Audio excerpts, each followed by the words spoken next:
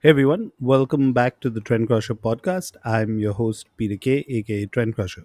This week I'm back with an interview, and it's a musician all the way from Romania, but he's originally Pakistani. His name is Waqas Ahmed, and he's the founder of Doomsday Astronaut. Now, the band released their latest album, Gent Gin, earlier this month, and I really enjoyed it. It's an instrumental rock slash metal album. Yeah, those of you know I really enjoy guitar driven music, so I had to get Vakas on the podcast to talk about the album, his journey with Doomsday Astronaut. We even talk about the music scene in Pakistan where he kind of cut his teeth, and a lot more. So here's my chat with Vakas. Hi, Vakas. Welcome to the podcast. We're finally doing this. Yeah, finally, after a while, after a while of planning and setting up stuff together, we finally got the chance to do it. Yeah, For a lot of people who may not know you, uh, I just want to do a quick introduction. You're the founder and guitarist of Doomsday Astronaut, and you're actually, first of all, taking time out because you're currently touring in support yeah, of your latest album, Gent Gin, that actually released earlier this month on the 1st of October. So, yeah. what's that been like? How's the entire response to the album, the shows, all of that happening? Yeah, man. Touring is a bit scary, actually. Because this is our first tour as a band, right? So for any new band, touring is like a frightening thing because usually what happens is that if you don't know any better, you expect that, oh yeah, we're going to tour and we're going to have hundreds of people. It doesn't work like that when you're a new band. People just do not come to your shows. They just don't. you know they just prefer other things. They would rather just not pay the ticket, stay outside, or maybe they would just go to another show which someone more popular is playing, or somebody who's more recognized is playing. So it's very difficult for new bands. But luckily for us, we just always had a very good audience. I don't know why. We started last year, so we're by no means an established band. I mean, I've been doing music for a very long time, but that doesn't matter because when you do a band, that band is the brand, right? It's a new product, so that product is new, and from that perspective, this band started last year, right? So when we started the band, we were like, I guess, like what, 4 months old, and we participated in this really massive battle of the bands kind of a thing, where like 60 something bands from all over Europe applied, and then they shortlisted it down to 10 bands who played at the fest, and out of that, one band had to win, and that was us. Awesome. Yeah, it was a great start. Then from there onwards, we played another bunch of uh, festivals which are, in my opinion, at least very high profile. For example, I've shared the stage with artists like Paradise Lost, with the artists like The Haunted with Ola England, Persephone, or you can talk about Pantera. This year we shared the stage with Pantera, or Villevalo from Him, or Sodom, or I don't know. Oh yeah, Carcass. We've shared the Yeah. stage with all our bands. These are all like massive names in metal. So we're very happy about that. And actually, I want to quickly get this out of the way. I may edit it out later, who knows? Sure, But sure, sure. one of the things I've noticed, and for someone who's been listening to music for so long, right? You have that wave. There was that wave of gent which came and went, and now literally, except Periphery, you're the only other band I know who's kind of put gent this year in the title of their thing. Was that Yeah. like a Yeah, but so we were just very fortunate because like last year, when we were like 6 months old, we played our first solo indoor show in a different city. Because when you play in your own city, you're likely to get friends and people, and you fill up the club, somehow. So we went there, and we were like, man, like 60 people show up, we'll be happy. At least we'll cover our costs. And the turnout was amazing. It was a full house and everything, and so that was the first time we actually played outside our own city, and we actually had a very good response, and it just maintained that way. And so far the tour has been great. We went to another city, we had a huge crowd. I just played another show last weekend, and we had another huge crowd.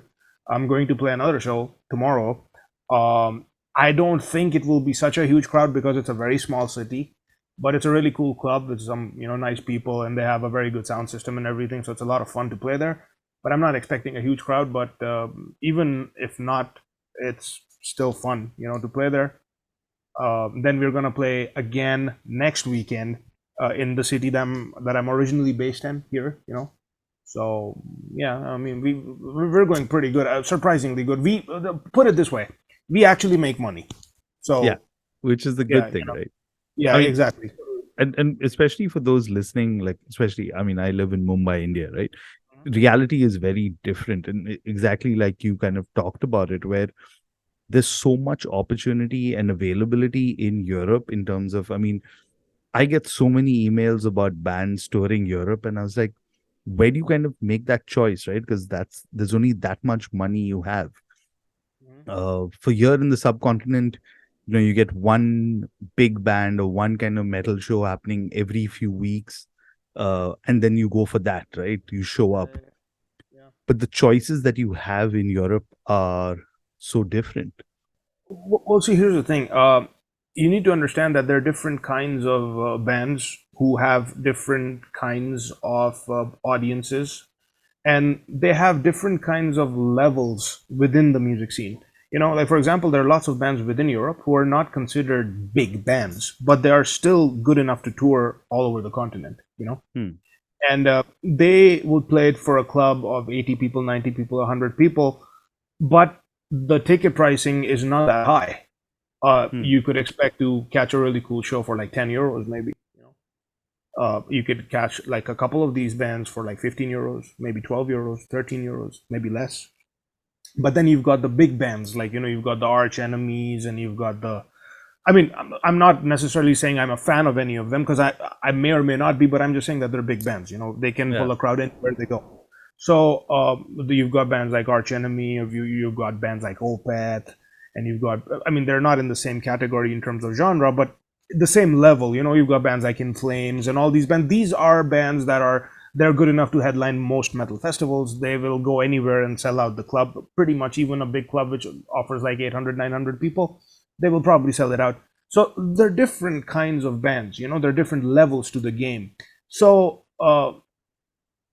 bands like Opeth, bands like Arch Enemy, that level of bands, they do not show up every weekend in Europe. Even if you live in like a place like Sweden or Germany, they're not gonna show up every weekend. Gojira is not gonna come like 4 times a year to your country. They're not gonna do that. Okay. Uh, but you're gonna get a lot of bands, younger bands, uh, the mid-tier bands, so to say, without making any condescending sort of a statement. But that's what they are, mid-tier to low-tier bands. They make up for bulk of the concerts that happen throughout the year. So you're not gonna have like a Dream Theater or like a Creator or like a Testament show up 6 times in your country. That's not gonna happen. Okay. Yeah. So plus there's another thing called festivals, obviously. So that thing is that you pay a certain fee for a ticket, and you get like a 3-day, 4-day festival with, I don't know, like 40 bands, right? And that, based on how much it costed you, is not that expensive. Because if you want to go to the biggest festival in Romania, at least for example, it's called Rockstad. Okay. Hmm. You get a ticket for like around 150 euros. It's 5 days of 72 bands. I don't think it's a lot of money. So the thing is that the choices, like you said, are numerous. Obviously, they are. But it's easy to make at the same time, because people don't really fight for too much attention. As long as the big bands are not coming, you don't they don't really care. So this notion that even a mid-tier band puts the people at a crossroads of deciding where to go that weekend, it doesn't really happen. The people will just go where it's convenient. They don't really care. Yeah. So unless and until you have like a really big name coming that evening or that weekend to some club, and see, here's another thing: the bigger the band, the more requirements it's going to present, and most clubs can't even fulfill those requirements. For example, if you want Opeth to come and play in a club, right? They're not even going to bother unless you can accommodate 1,000 to 1,200 people. So if your club accommodates 400 people, they're just not going to show up because for them it's a no-win situation basically, you know. So from that perspective, you don't get that kind of bands with huge fan bases showing up absolutely, you know, every other weekend. They don't do that. So we're lucky like that. Because think of it this way: I went to play a show in another city last weekend, and there is a pretty famous local band. They're considered a big band in the local scene. They played just the night before in the same venue that we were supposed to play. And then at the same time as we were playing, there was another very well-known band playing in another location, and another smaller known death metal band playing in another location. So technically, there were 4 concerts within the space of 26 hours, and we still managed to pull like a sizable amount of people. So I guess it's enough for everybody. Plus, there's another thing is that there's a lot of diversity in terms of style and genres. You know, like for example, people who would want to go see, I don't know, like the Kings of Leon, they wouldn't be interested in my music anyway. You know, so for example, if I'm coinciding with a band like that, I'm not losing nothing because they wouldn't care about my music anyway, or vice versa. You know. Yeah, but if I'm coinciding with Steve Vai, that's just bad luck because, well, you Oh know, yeah. yeah, I, I'm particularly kicked about it because he's coming here the first week of December, I and see. I've not seen him live before, so I'm really looking forward to that. No, he puts on quite a show. It's fun. Yeah, yeah. But okay, I mean, we've talked quite a bit about touring Mhm. and just festival, and thanks first of all for sharing all of that Yeah. and giving me some perspective. But let's talk about Gent Gin, right? I mean, Yeah. uh, tell me all about it because we're actually talking about, I mean, the reason why we're talking is this album, right? So, Yeah. how did it all come about? I know, first of all, that Doomsday Astronaut actually started out as a solo project. I definitely want to talk about the evolution of the project also, but let's start with at least The Gen Jin thing. Genjin. Yeah. Yeah. Okay. So, firstly, I guess I should have mentioned this earlier in other press releases and interviews as well, but I never did. But I now think that it's important that I should have. I do not play Gent. So a lot of people seem to think that I do. Uh, and firstly, there are two things. One, I don't even think gent is really a genre because gent is just modern progressive metal, basically. You know, like what Periphery are doing, you can call it gent or whatever, but it's just modern progressive metal. It's just the progressive metal of this era. Because there was the progressive rock scene of the 60s and 70s, with King Crimson and Yes and Rush and all that kind of stuff. And then there was the sort of evolutionary period of progressive metal with bands like Dream Theater, right? And the next step in the evolution of that genre was, well, bands like these, Periphery and Monuments or whatever, XYZ. So for me personally, I don't play gent. Now the funny thing is that since I don't believe gent to be a genre, I don't think mentioning it in the title should imply that I actually play it because I don't even think it's a genre. Now, the story of the Gen Jin concept is I wrote a song, and the concept of it was like, like this four horsemen of the apocalypse kind of a thingy. Like I wanted this destroyer of civilizations character. And because I was big into video games and comics and all that when I was a kid, and still am, not to that extent, but still am. And a lot of it just translates into the music because when I make a song, I need to write a story before I make a song because that's the way I write songs. I don't just put 5, 6 riffs together and go like, oh yeah, okay, cool, I have a song, great. Because I feel that approach is great, and many people do that, and that's fine. But it kind of lacks perspective, and especially if you're making instrumental music, perspective actually gives your music more direction, and it kind of makes your music a bit more coherent, and it also makes your music a bit more focused, so that all the ideas that you sort of stitch together kind of form one picture.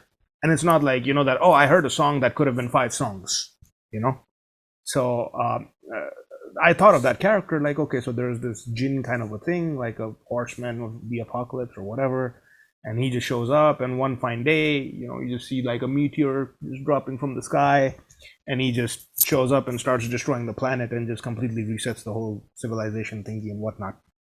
So naturally I thought of like something. There's this video game actually called The Darksiders. I don't know if you know about it or not. Probably don't.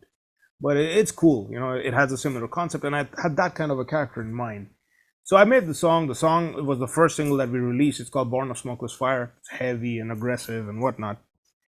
And then when I was thinking of a name for the album, the whole thing with Gent Jin came into my mind because not because I wanted to, say that I'm playing Gent or something, but when we play guitar, there's this onomatopoeia we use, like Gent Gent kind of a thing, like that's what we say at soundcheck, Gent Gent, like kind of a thing, like just give me some power chords or something, so I see if I have signal.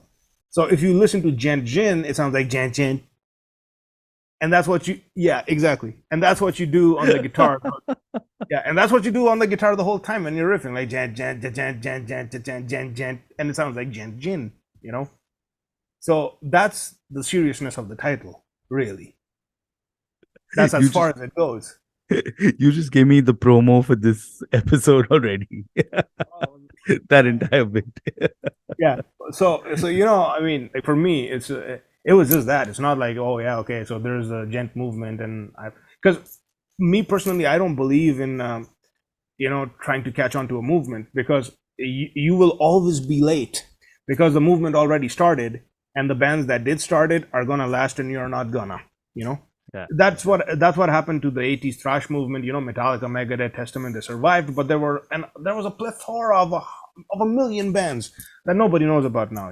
Similarly, with that 90s new metal thingy, Limp Bizkit, Korn, and these bands, they survived, but there was like a billion bands that were doing that thing and nobody knows about them now. Yeah, It's the same that's with the gent thingy. A lot of people caught on with it, but same with that whole metalcore thing with Bullet for My Valentine and everything. There was like a metalcore band like under every stone, literally. yeah. So I didn't want to ever do that. Like, okay, this thing is popular these days, because a lot of people tell me to. Like, oh, these days Polyphia is popular. Why didn't you do something like Polyphia?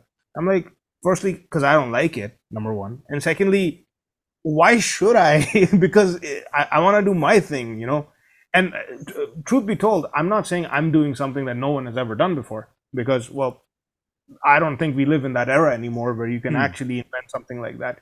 Because when Clapton came out, he was something. When Black Sabbath with Tony Iommi came out, it was something.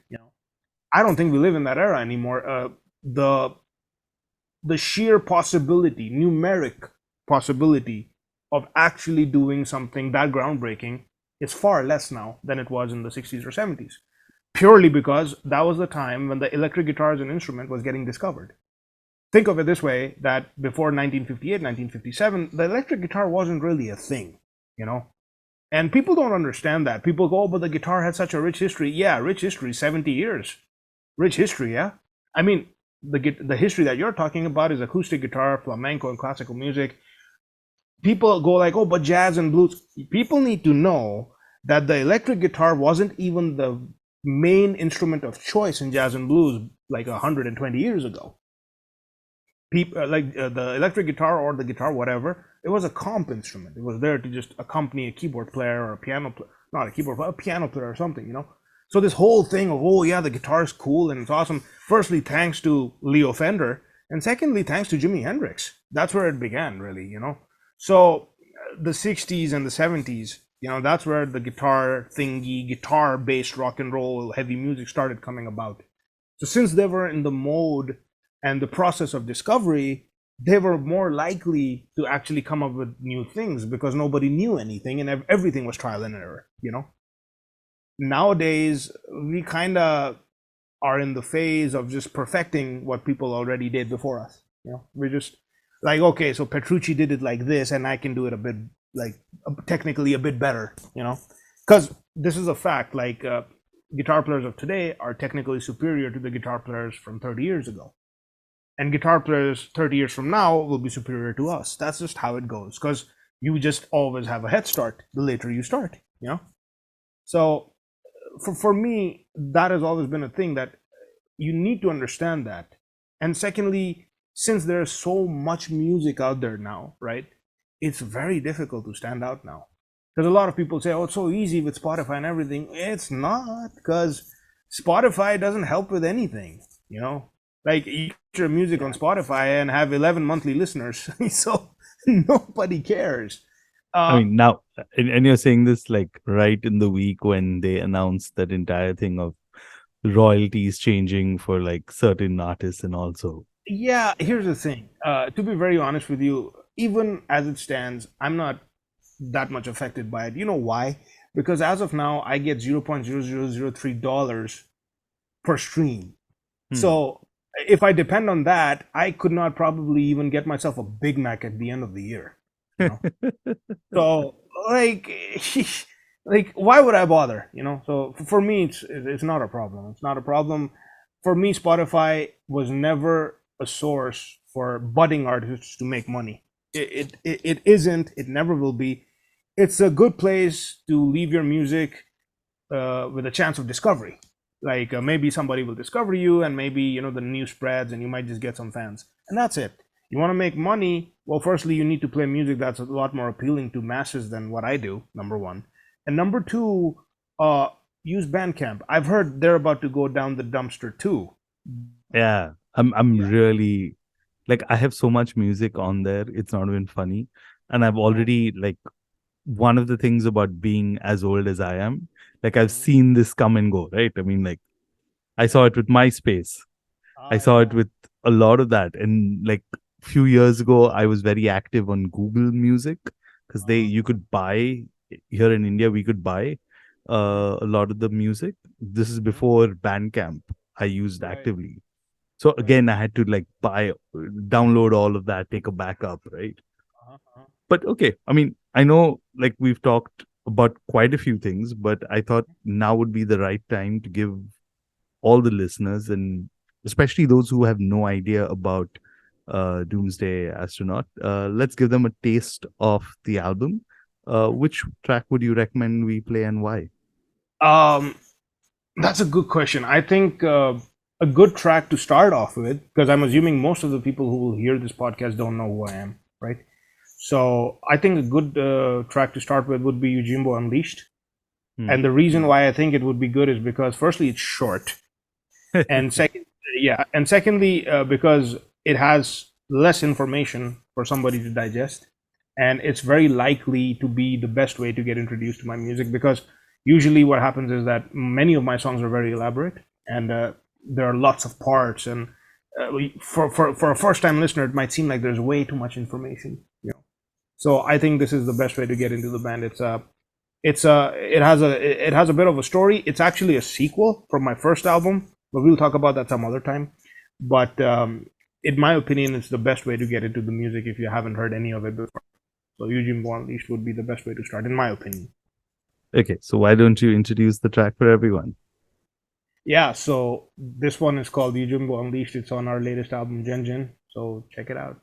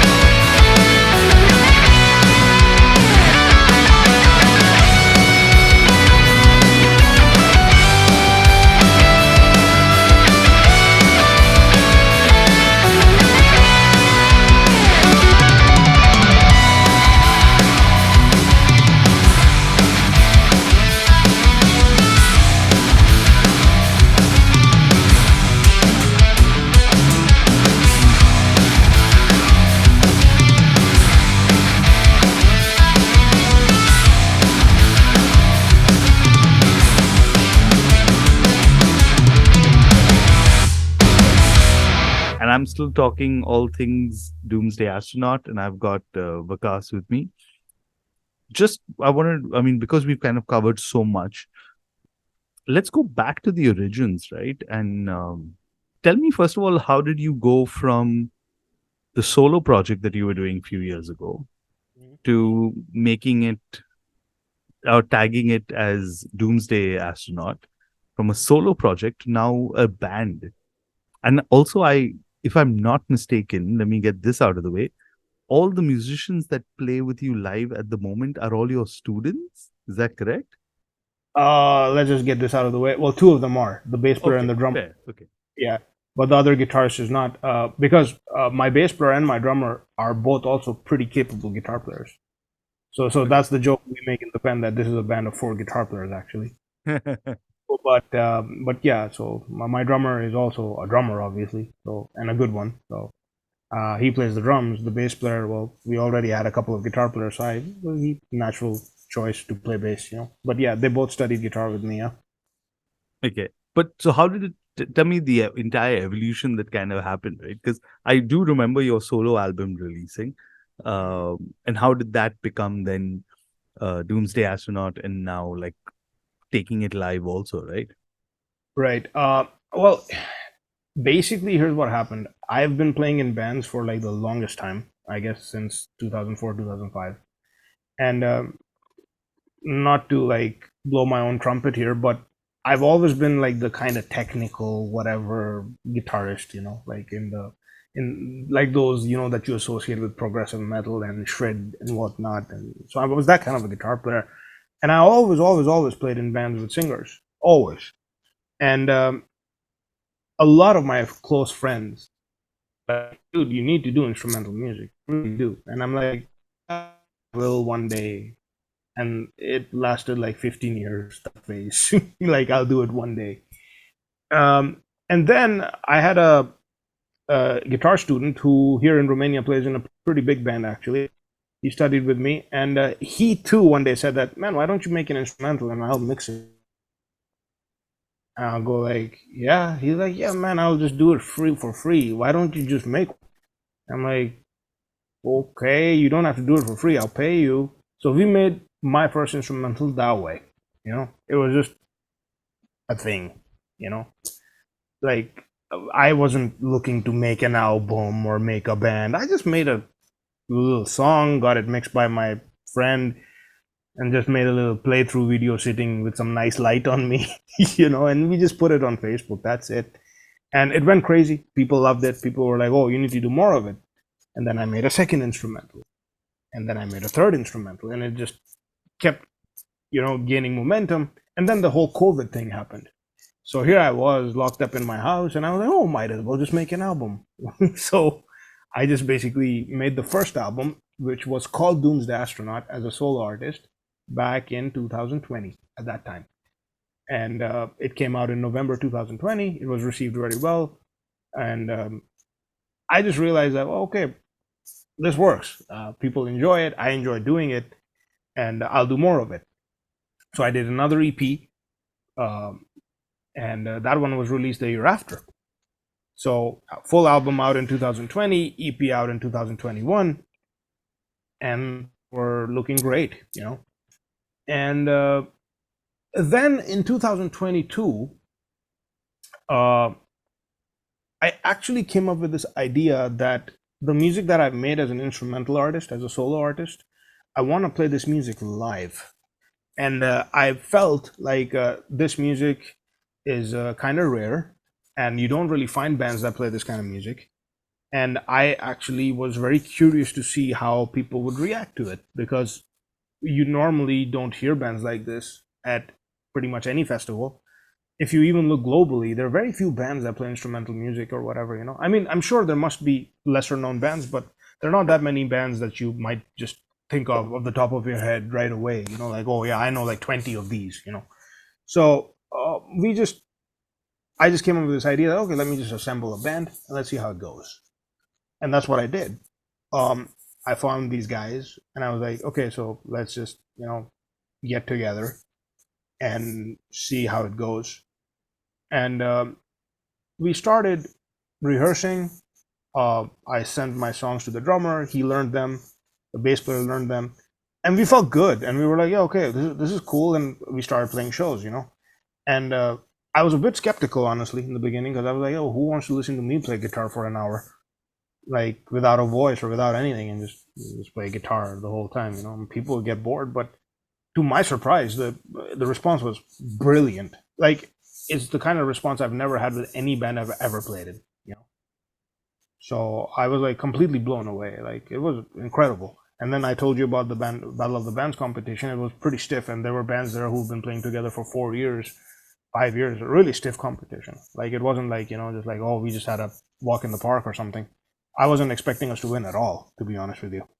But we did, and we created a like this this image around the band that, oh, there's this band that plays this very technical music, and they just play it like flawlessly. And honestly, it's not really true because we're humans. We will always make mistakes here and there, but apparently the people don't see them. So um, that in itself is a selling point. Like, oh, I want to see these weird bunch of musicians who never miss a beat, kind of a thing. Hmm. And then we also refined our act. For example, in the beginning, when we played our first couple of shows, we were all very focused on not making a mistake, and we were like just literally glued to our spots. But then we started putting on a bit of a show, became very very active on stage, very mobile on stage, animated and whatnot, and it caught on. It just caught on. So basically, the whole thing with the band is that it's from a creative perspective, it's still very much my thing. I do all the writing, I make all the drum parts, I make all the bass parts, I do all the orchestral arrangements and everything, production, blah blah blah.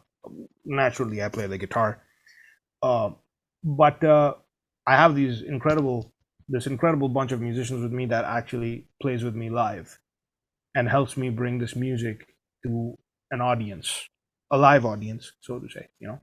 So that's where the solo thing turned into a band. That's where and why it turned into what it turned into.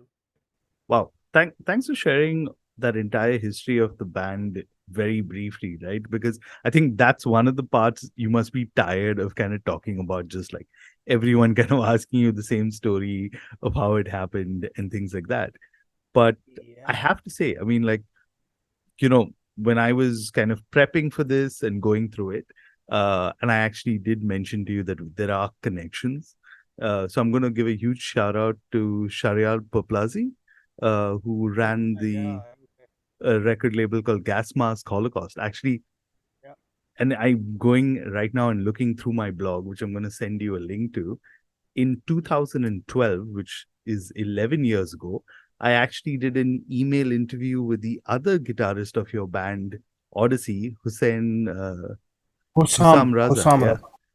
And that was so cool when I think about it because thanks to Shariar, actually, I first heard of Odyssey because he had put out a compilation and then he released, if I'm not mistaken, Ghosts of Yesterday, I the love that first first album. album. Yes.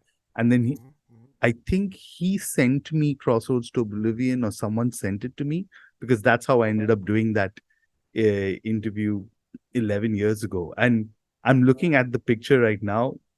Yeah, it's so different. And it seems like a completely different time when I think about it, but it's only been like 11 years ago, right? Uh, Only, only been 11 years. but you know.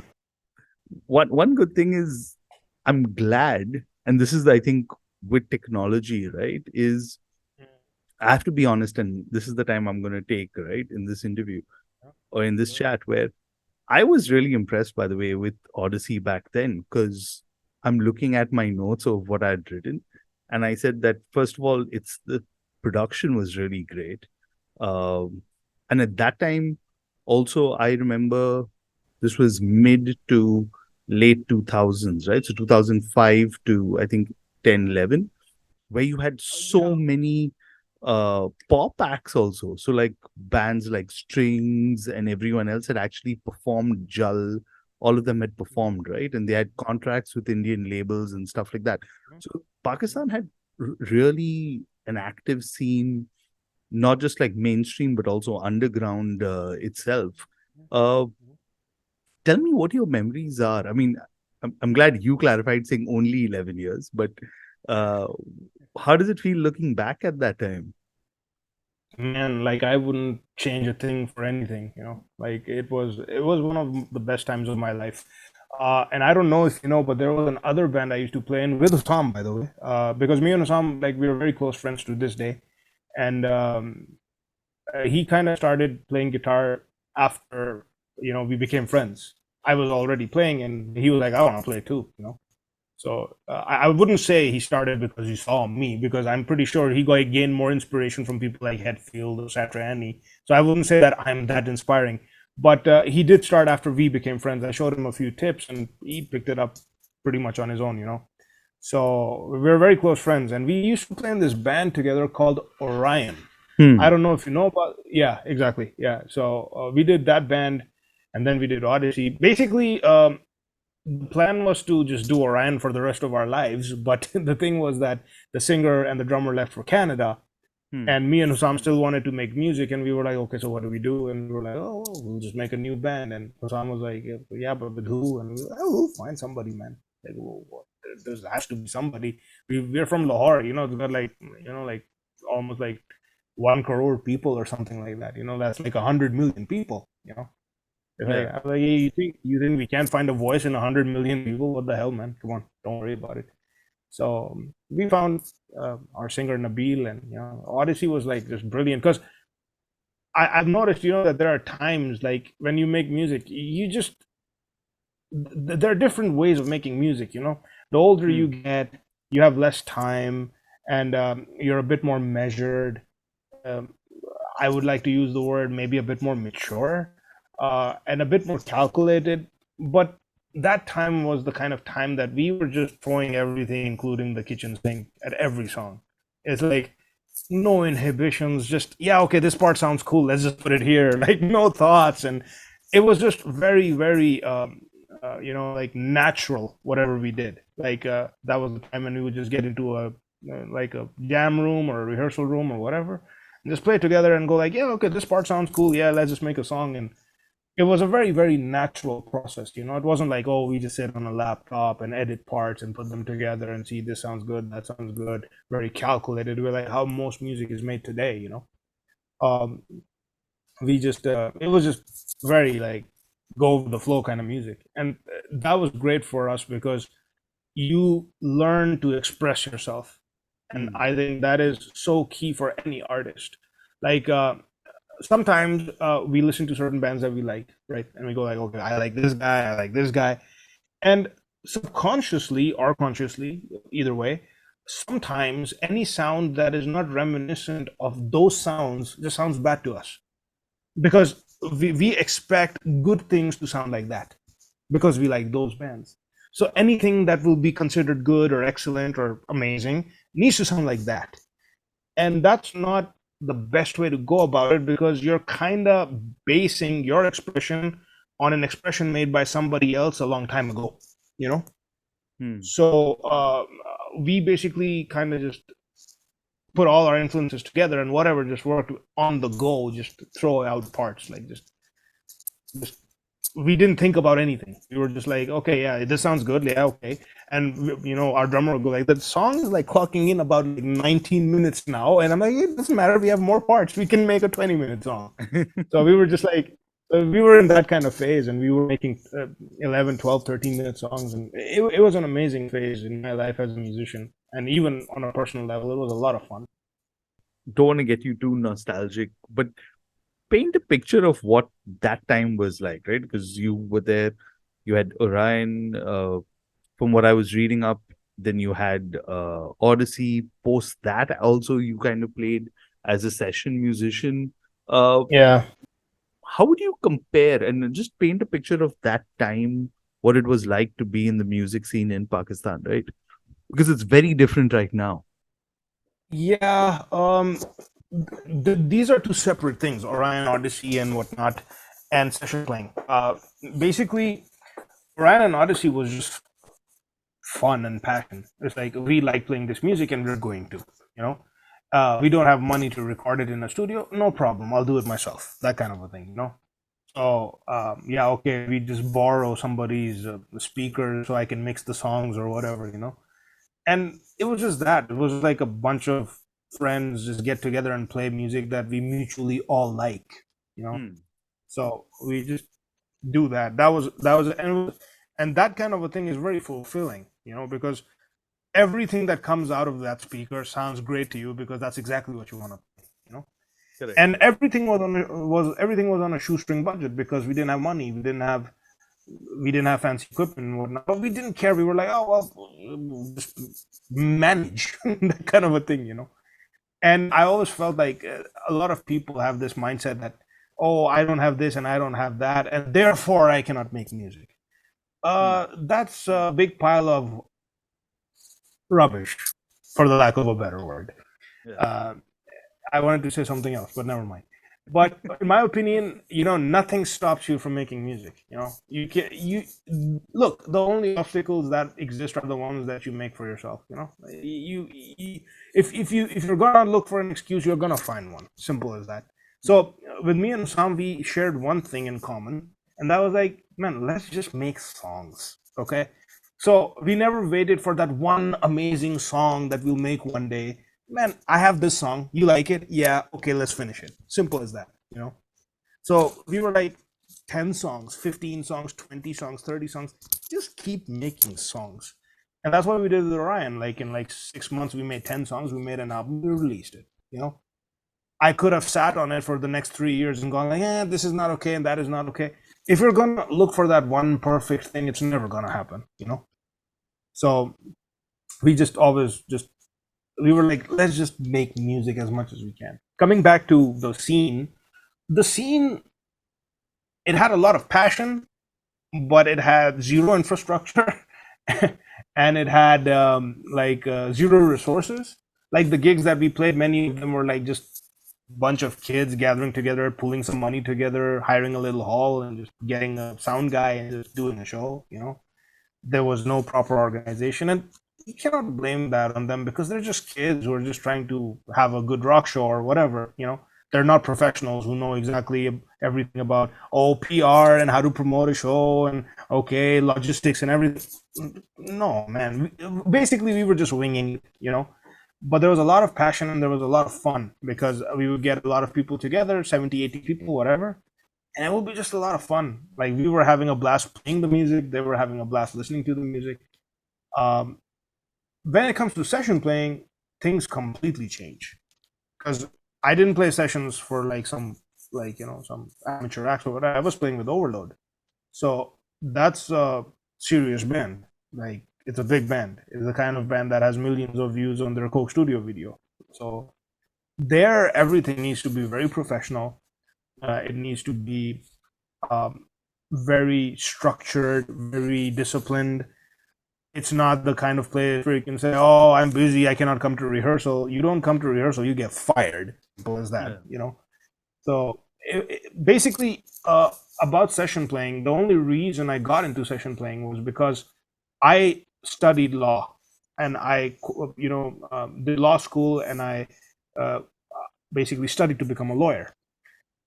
And I didn't want to do that. Hmm. I wanted to play guitar. And the sad reality of things in my part of the world, and which is the same as your part of the world, but I don't know how much of it applies to your side of things, but it applies to my side of things, and that is, if you want to make a living playing music in my country at least, you don't really have much of a chance other than being a session player. You need to play sessions, or maybe open up a studio and record jingles or some shit like that. If you think you're gonna play heavy metal or whatever, and oh yeah, we're gonna make it, you're not. I mean, think of it this way, man.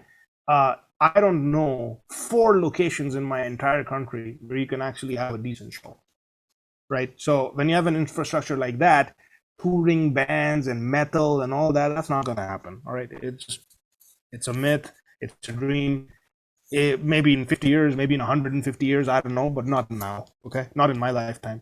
So session playing was the best solution available for me to actually continue playing guitar, basically. Because I don't know about you, but I know a lot of people who wanted to be musicians who played guitar. By the time they were 26, they hardly had time to do anything because they were working a 9 to 5. So when the responsibilities keep piling up, well, there goes the guitar, because you've got so much other things to do. You've got a job, you've got a family, blah blah blah, yada yada yada, and the guitar music, it just slowly just gets out of your life. It's not there anymore. For me, the guitar was very important to me, and it was very dear to me, and I still have the same mindset that I used to when I was 14 when it comes to playing guitar, because it's my favorite thing in the world. So I couldn't imagine losing it. So for me, the only choice that I had to continue playing guitar as much as I wanted to was I need to find a way to make a living with this. And the only way to make a living was to actually play as a session player. That's how I got into session playing. But once I got into session playing, I realized that there was so much about music in general that I didn't know. And there's so much more to distortion in my guitar playing in music than I thought. Because I just thought that everything is centered around guitars and, like a 7-string heavy riff and some shreddy solos, and that's it. If you can do that, you're a man, you know. But once I started playing sessions in a pop rock band or whatever, I started to understand the value of other things like sound design, like how to take a back seat, how to actually sometimes not play 400 notes a second and still sound good.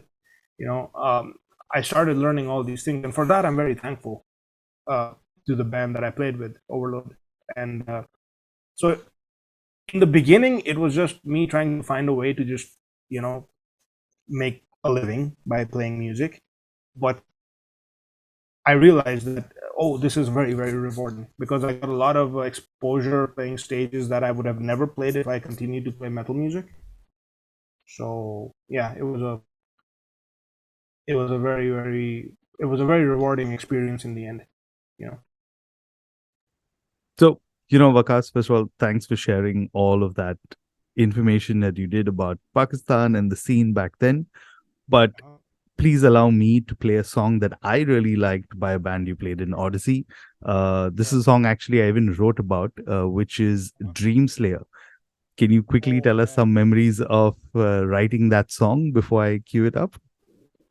Yeah. I'll just try to keep it short so that we don't lose that much time on it. The idea was that Hassan came up with the riff. The first riff that kicks off the song, the one that you hear right when the song kicks off, that was Hassan's idea. And Hassan was like, "Yeah, man, I've got this riff, and I think this one has potential for a song." And I was like, "Well, in my opinion, all riffs have potential for a song, Hassan. So it's not any different." He's like, "Yeah, but I wanted to go somewhere else. Not like, okay, so there's a big riff, like where and then you just keep that vibe going and everything." And I came up with the entire keyboard orchestral part that follows after that, because I was like, oh, how about we just make it like a bit more orchestral or a bit more symphonic, so to say, instead of just continuing on with that heavy metal, thrash metal riffing style or whatever. He's like, yeah, let's try that, and that's how the first half of the song was composed. And then I came up with the verse part, like I do the backing vocals on that part too, because back then we were listening to a lot of Dream Theater with the Mike Portnoy backing vocals, like those harsh spoken backing vocals. Yeah. And for some reason, I always did them in Odyssey. So wherever you hear those kind of backing vocals, that's me. And yeah, that's how the song came about. And once we had the parts, then I basically thought that it's nice to create some dynamics. Therefore, I came up with the clean part, and eventually Hussam came up with the entire background for the solo section. And he's like, here's the thing. I have these like 3-4 different riffs which kind of go in and out of one another, right? And I want you to write a solo section that kind of is a little song within a song. So how about you play on top of this? And I was like, okay, because my initial idea for the solo section was a little different, but then I saw his idea, and his idea was better, to be honest. So we kept that one, and yeah, that's how the song was made. And then when it came time to write down the lyrics, uh, me and Hussam are both fans of this horror movie franchise, Nightmare on Elm Street. So we were like, yeah, how about we just do a Freddy Krueger kind of a thing in the lyrics, like something that shows up in your dreams and kills you. He's like, so you're not saying kind of a thing. You basically want to just rip off the entire story. I was like, yeah, sure, why not? I mean, we're making a song, man. I mean, like, why not? He's like, you sure? I was like, yeah, absolutely, yeah, yeah, yeah. So he wrote some of the lyrics, I wrote some of the lyrics, and basically that was Dream Slayer. Awesome. So here's my favorite track of Odyssey. Here's Dream Slayer.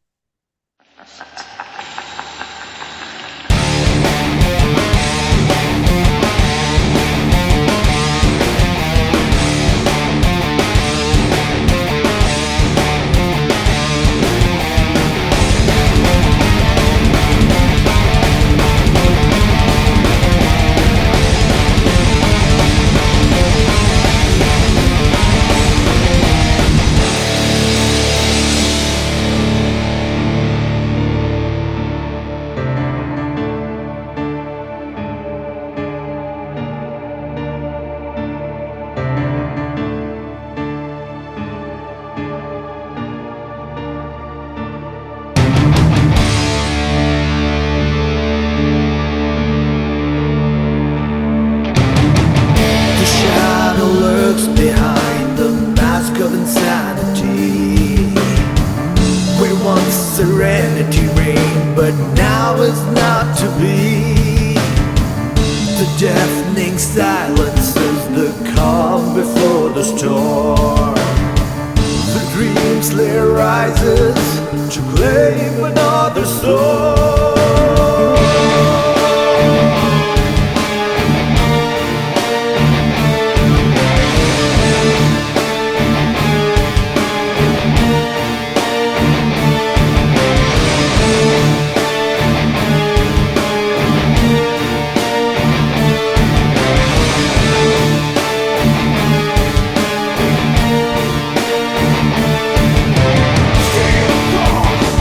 When the Jeffers get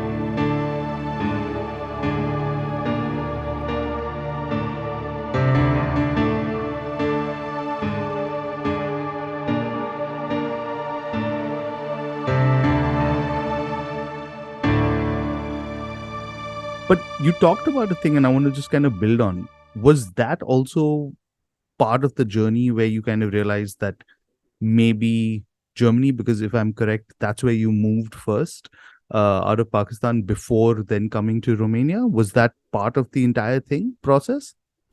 No, actually, well, okay. Since you brought it up, I never intended to leave Pakistan. Basically, Hmm. so me going to Germany, studying and doing my LLM was was just like any other kid going to just pursue a master's degree. I'm gonna go. I'm gonna do my degree and come back. But what happened was that I met my wife, and my wife happens to be Romanian. So what happened was like we met, and things clicked, to put it shortly. And the first thing that came into my mind was like, how am I going to, you know, confront this matter in front of my father? And because you know how our families are, like I have to use the Hindi word here, like "gori se shadi karoge" kind of a thing, Yeah, yeah. It, yeah, and especially like from my part of the subcontinent, it's a bit of a like it's a bit, how should you call it? It's a bit of a taboo almost, like everybody goes like, what the hell is wrong with this kid? So I was like, okay, so how do we make this work? I came back to Pakistan just to speak to my dad about this matter, and he was like, "Yeah, sure, go ahead." And I was like, "Oh, was it like there's no opposition, none No whatsoever?" Like, Bollywood drama and yeah, all of no, that. no, Huh? nothing at all. And because I was like, I came fully prepared. Like, if he's gonna say this, then I'm gonna say that, and then if he's gonna say this, like I was playing like a 64 move chess game with my dad there. And no, nothing. He was like, "Yeah, okay, so what's the problem? Just go marry her." I was like, "Really?" He's like, "Yeah." And he's like, "But here's the thing, you're not bringing her here." And I was like, "Why?" He's like, "Man, she's gonna go insane here. Like, it's like the way things are, and also the fact that things are very unstable. In Pakistan, at any minute, anything can happen. Yeah. And just the fact that it's just a very different environment to what it's like in Europe. He was like that she will have a very hard time settling here, and it will affect you, your private life, and it will affect her too. So it's best that you move. So you need to make a choice. If you want to marry her, you can marry her. You have all my blessings, but do not bring her here. It is going to create a big fat drama that I don't want to be a part of, and it's going to be bad for you, your mental health, and your private life. Don't do that. And after thinking a bit, I realized he was right. That's how I moved to Romania, man. I didn't want to. I really didn't want to. Okay. I wanted to stay in Pakistan. Yeah, I mean, like for me to this day, Lahore is the best city in the world. I would love to live there. But now so much has changed, and I'm at a point in life where I just can't do anything else about it. Now I even bought my own place here, so I guess I'm Okay. gonna stay here for a very long time. Yeah, Okay. and I Fair like it enough. here too. I mean, like it's not like I No. don't like it. Yeah. But my Totally. initial plan wasn't to really leave Pakistan. It wasn't the plan. No. We've talked quite a bit, and I have to kind of bring this up because while we did talk a lot about the Pakistan scene, someone who I've been following quite a bit in Pakistan is someone actually you're associated with also, which is A for Aleph. And they've been doing a great job just kind of showcasing Pakistani talent, right? Because there is so much music that's happening. I mean, my favorite band currently, and I'm going to send them this episode so they have a reminder to release that long awaited album, which is Takatak, right? Takatak also recorded with A for Aleph their album at their Yeah. studios, and that looks like a smashing place. I mean, like, I have to be honest, if I manage to make it across to Pakistan, that's the first place I'm going to go and crash and just hang out with over there, right? So tell me about your association with them and how did all of that come about? Well, I knew Umer. Umer is the main studio guy, right? And he's the guy who runs the studio, who mixes and masters in the studio and everything. Oh, and also since we're talking about A4LF and we're talking about Umer did a special analog mastered version of my album, the new one, Genjin, which is only available on CD and Bandcamp. Like you can only buy it. You cannot find it for free on Spotify. You cannot find it for free on Deezer. You have my album on Spotify and Deezer, but the versions that you hear there are are digitally mastered by the same guy who mixed the album, But Umair did a special analog mastered version that's available on CD and Bandcamp.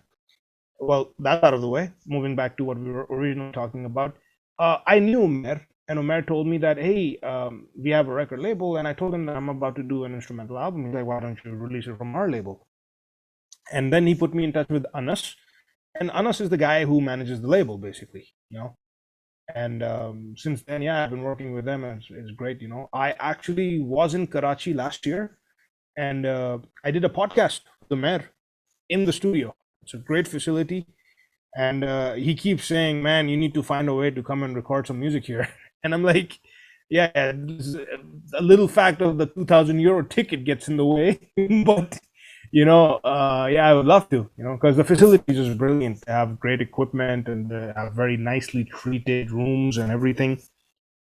So maybe one day, yeah, I would love to just go and record some material there. So far, I only got to record a podcast, but yeah, so I've been there. It's a great place. And the fact is that, this whole thing that they're doing, it's basically because they want to just do music and make music, They're not really doing it with many commercial hopes attached to it. Like, yeah, okay, one day we'll make a lot of money or something, because they would make very different decisions if that was the plan, So it's done for music, for the love of music, and they're very passionate about it, and they have a great, great, great facility. So yeah, it's a great platform. Yeah, about Takatak, by the way, I'll tell you something funny. We are from the same city, so we all know each other. I know Zan and Yusuf and everything. And one time we were in this situation where we didn't have a drummer for a gig and a bass player. We didn't have a drummer and a bass player for the gig. And guess who played our drums and our bass? Zan Pirzada, the guitar player from Takatak, played bass for us, and Yusuf Rame from Takatak played drums for us. So that was when we were playing in Odyssey. Oh wow. This Yeah. I have no idea. I need to message Zain about this.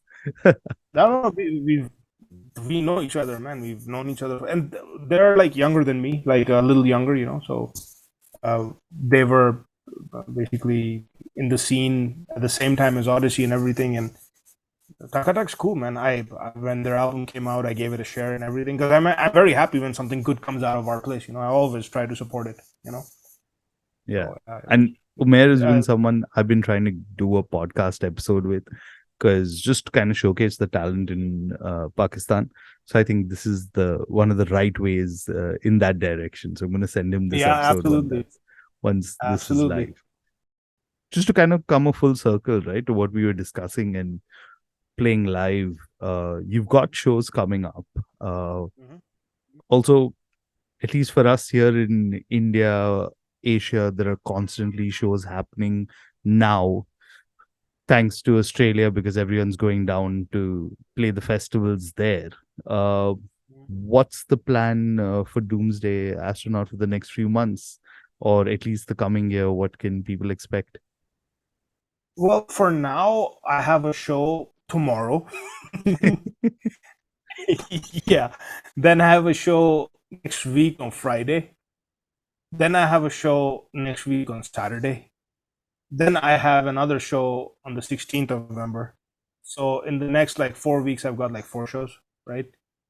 In the next 3 weeks, I've got 4 shows. And then I'll be traveling back to Pakistan for my yearly visit. I'll be there for 4 or 5 weeks or something like that. And then I'm going to come back and, spend the Christmas holidays with my wife, because that's always the ritual every year.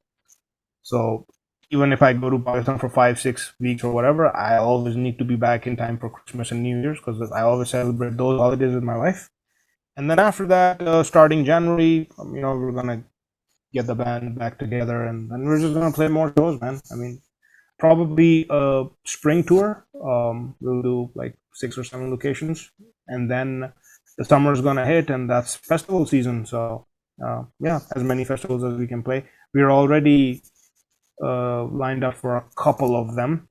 We've already signed those, but there will be more, hopefully. And yeah, things come up, on short notice. For example, sometimes you have a band that's coming to Romania, like a bigger band, and you get an opportunity to open for them. Like for example, I missed out on a great opportunity. I had the chance to open for Nile. Wow. Yeah, but I couldn't avail the opportunity because I already had a commitment, you know. So unfortunately, that went away. Then we had the opportunity to share the stage with Pantera. You know, that was massive. Like, you know, Yeah. it was amazing. So and then these things come up on short notice. Like, for example, how it goes is that there are 4 or 5 promoters in Romania who usually bring these bands to Romania, and pretty much most of them know my band now because we've kind of made some ripples in the scene and people know us now. So they just get in touch with you. Hey, you want to open for this band or you want to play this show, blah blah blah, and they give you like a 10-day notice. Like, but the good thing about us is like we are kind of like a one rehearsal band. So if you want me to play tomorrow, we'll just come and play. We don't have to.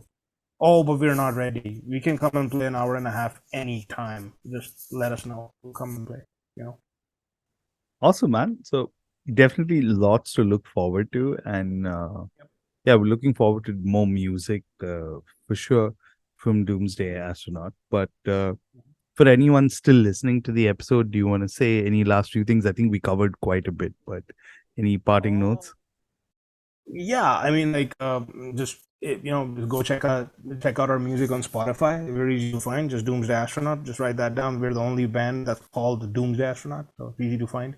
If you like what we do, just head on over to Instagram, give us a follow, like us on Spotify, follow our music, and just like our Facebook page and all that. Because the thing is that a lot of people I've noticed they like your music and they listen to your songs, but they kind of don't do the small things that appear trivial to them. Like, for example, a lot of people just like your song, they listen to it, scroll down. If you really like an artist, dropping them a like, dropping them a comment is not that I want to see 500 likes on my music and oh wow, it looks so good, I'm so happy about it. It's not that. You know how algorithms work on social media, so this kind of interaction with posts and everything, it really helps out the band. So if you really like a band and you want to help them without spending any money, let's just say, you know like I always say that there are levels to which you like a band. If you really really like a band, you should support them financially, buy their stuff. But let's suppose you don't like the band that much, but you like them. You're like, man, I like this band and I like the music they make, and I would like them to just stick around. I like what they do. I hope they do more of it. The least you can do is just drop a like, share the music and everything. If you like the band, I mean, you don't have to do it if you don't like what I do. Obviously, needless to say. But if you like what I do and you want me to continue doing that, these small little things make a huge difference. Because the biggest thing that bands and musicians struggle with today is reach, because everything on social media has algorithms, and they're very mathematical. It's not some person who sits there and goes like, this song sounds good, so I'm going to promote this song and this song. It's not like that. It's just like it's a mathematical algorithm. And if the numbers are a certain way, that music will get pushed more. If it's not, then it won't. It's plain and simple.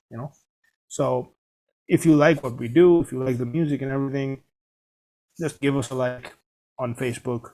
You know, check out our music on Spotify. Follow us on Spotify. Follow us on Instagram. All that stuff. And one, it will help us, and secondly, it will also keep you in touch with everything we're doing. So it's a win-win situation for everybody. Awesome. Thanks so much for taking time out and speaking to me, man. I'm glad we finally got down to do this. And yeah, we'll definitely be in touch. Yeah, man, I'm grateful that you gave me the chance. So thank you so much for having me. That was Waqas Ahmed of Doomsday Astronaut. What a trip down nostalgia that was, especially discussing the entire Pakistan metal scene and his bands Orion and also Odyssey. Do check them out. I'm going to leave links in the show notes to both those albums. They're still on SoundCloud. I managed to find links to them. And if you've enjoyed Doomsday Astronaut, the tracks that I played, do check out the album. I'm going to leave a link to the Bandcamp in the show notes. If you know any artists that I should definitely speak to and feature on the podcast, do hit me up on my social media profiles. Just search for Trendcrusher or email me at trendcrusher@gmail.com. But that's all I've got for this week. I'll see you all very soon. Cheers.